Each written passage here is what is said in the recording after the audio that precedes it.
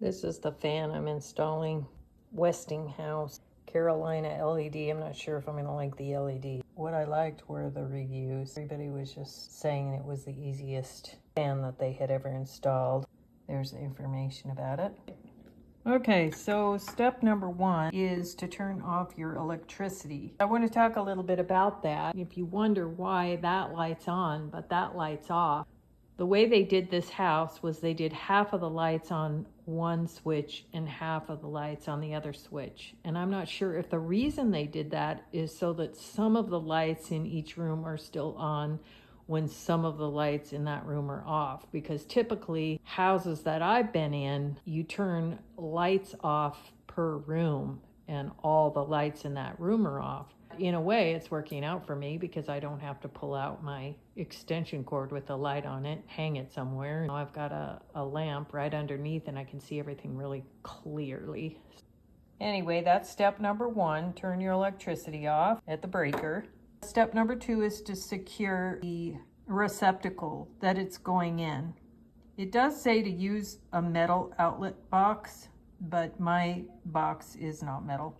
I spent all morning securing that. I got it solid. So they show you the way that you can wire for the pull chain. That is if you have 3 switches. Unfortunately, the way this house came, there's only 1 switch where I'm putting it. Step number 3 is to mount the bracket against the ceiling.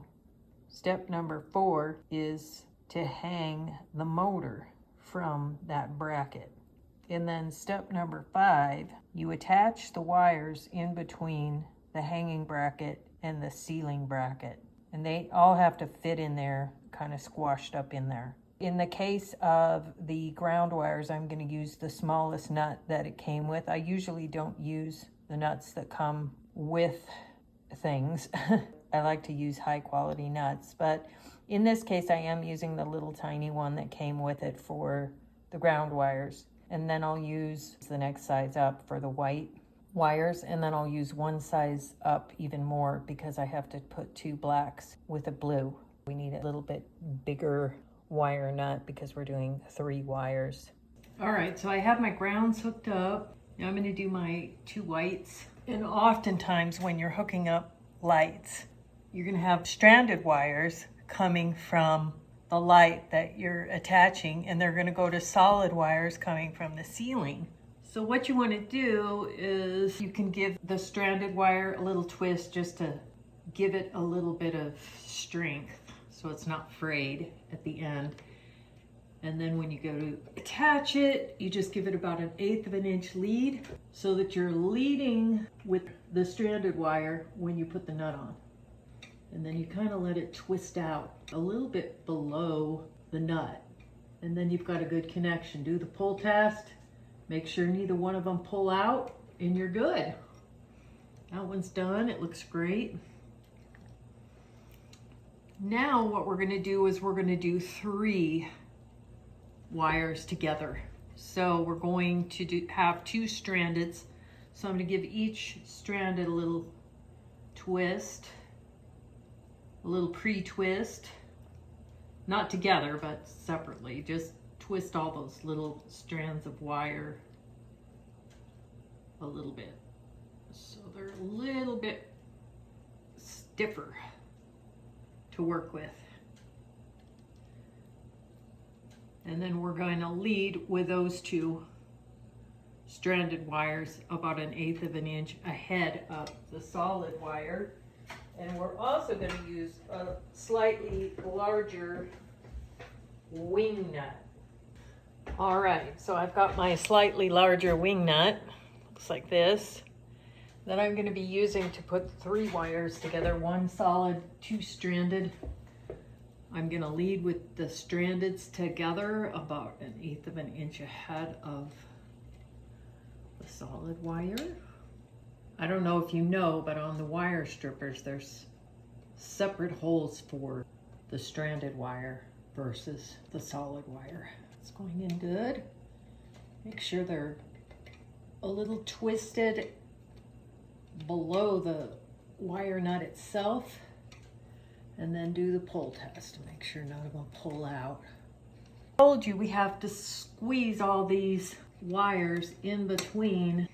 Now the nuts that connect this bracket to the ceiling bracket, they have a tension attached to them. Make sure that's on there because it'll tighten properly. We're just gonna finger tighten it first. So there's two on one side, one on the side that's the hanging side.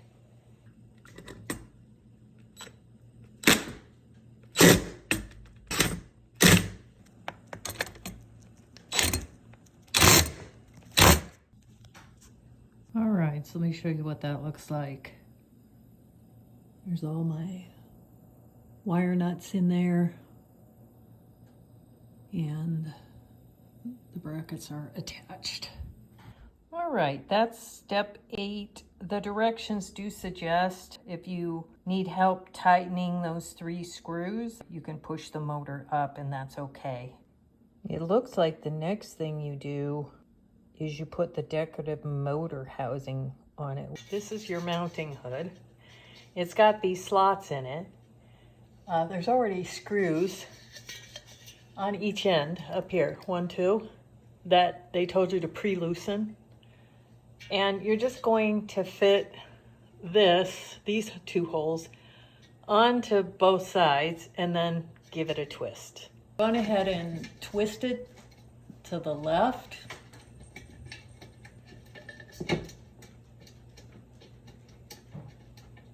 I'm just finger tightening it at first just to make sure it's in place before I let it go. All right, you have to be a little ambidextrous. These little guys can slip out of your hand really easy. You're working very close to the ceiling, so hang on to them for dear life because they're not easy to find if they fall.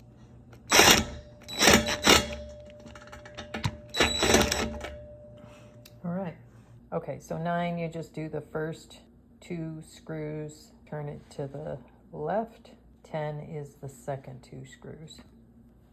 11, we attach blade brackets to the blades.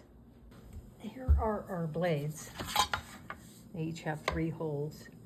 And then for each blade, you have a blade bracket. Okay, so you're gonna see a bag of screws with washers on them, just regular washers. And then you're gonna see on some models these fabric washers. So you wanna put the fabric washer against the wood, and that's probably just so it doesn't ruin the wood around it. Here is the blade mount and the blade. And each blade has 3 holes in it that fits right over the 3 holes in the bracket. You want to make sure that the side that you want showing is face down because these blades have 2 different colors, the dark side and the light side. I want the dark side because my wood is dark up there. And so I want the dark side showing. I don't think the other color would really go in this room. This room is very dark. So I just wanted to add that. Now I'm gonna go ahead and put these in. It comes with 15 screws because there are 5 fan blades and 3 screws each. The screws for the bracket, they're already in there. So if you're looking around for those, you haven't lost them. They're up in the motor mount. All right, I'll see you when these blades are done. Nut washers and the fabric washers in on every one of these. These are the bolts that were up there. Honestly, if I were you, I'd probably take those out before I put the motor up. So these attach with those to there. So you're gonna have 10 of them. This is gonna go like that. All right, the trick to getting these blades in is you wanna have the side facing the ceiling down. You're gonna put your screw in to the far side, because when you flip it, it's actually going to be the closer screw to the blade that you just put in. You want to hold it with your screwdriver, and I don't have the extender on yet. And I'm going to hold it this way, then I'm going to flip it upside down and at least get your first screw in. And once it's stable with this screw, and it's not going to go in all the way because you need the extender, but once you get it in, it's stable enough, then you can get the other one in. Then you take your extender and you tighten both of them. So I just kind of wanted to let you know, because there's really no instructions for how to do this. So I hope that helps. All right, I have to say that was definitely by far the hardest part. All right, we're on step 13. Step 13 is working with the light fixture. This is your light fixture. You need to take these screws out. This screw, that screw, and that screw. It says take those out and we'll use them later. Okay, I went ahead and removed the 3 screws. Each of them have a star washer. Then we connect these. This is going to connect into there. There's a blue and a white one. So the black's going to go to the blue, white's going to go to the white. Okay, it doesn't really tell you how to attach them, but when you put them in, there's a little notch, there's a little hole, and the notch goes in there. One thing I want to show you is in this, there is that slot. And where that goes is after you push all the wires up back into the housing, this fits inside there like that. And that opening has to go around that screw.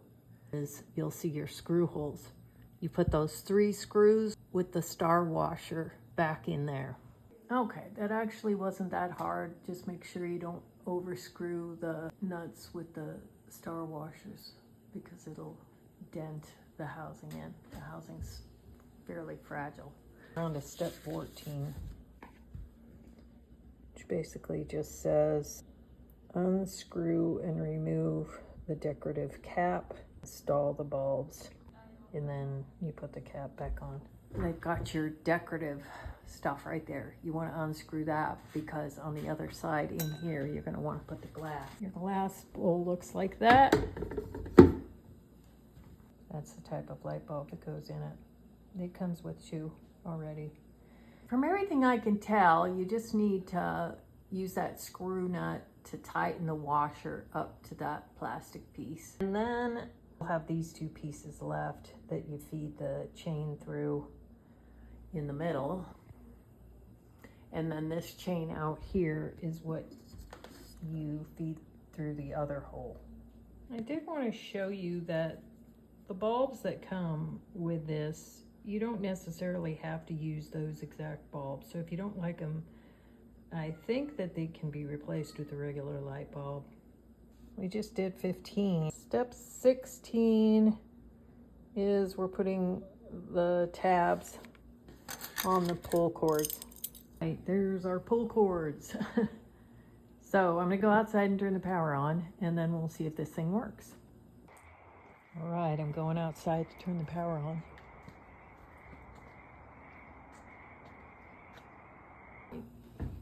So let's turn the fan on now.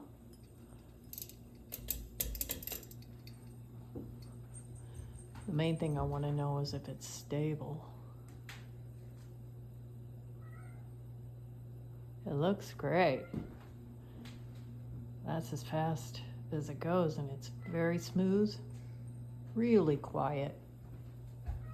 Listen to that, no noise. It's just a beautiful thing.